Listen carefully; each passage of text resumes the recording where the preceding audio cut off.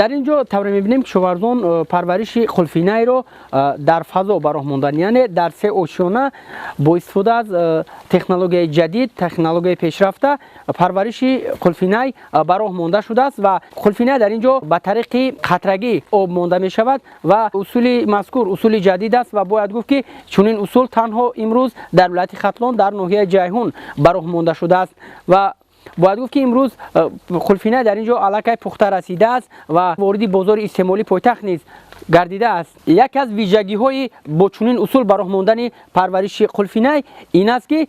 هر یک پارچه زمین ثمراناک استفاده می شود، یعنی که در سه اوشیانه قولفینای پرورش می شود، این هم صرفه زمین می شود هم میدان آن زیاد می شود، یعنی که حجم استحصال آن زیاد می گردد. لازم به ذکر خاص است که اصول فضایی پرورش قولفینای خیلی برتری دارد از آن که در زمین پرورش کرده می شود و نشو و نمای خوب هم نیز دارد. مثلا طور شما می بینید به طور فضایی پرورش نمودن قولفینای حجم کلان نیز دارد و از جهت لذت نیز به همتاست. اگر در زمین در میدان 1 هکتار قولفینای کش کرده شود، پس با واسطه این اصول در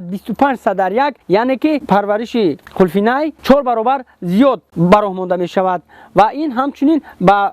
استفاده ثمراناک زمین هر پارچه زمین مساعدت میکند. قولفینای اولین شده وارد بازار استعمالی میگردد و میوه لذیذ و دلپسند همگان است و امروز پرورش این نوع میوه در ولایت ختلان خاصتا در ناحیه چایخون که اقلیمش برای پرورش این نوع میوه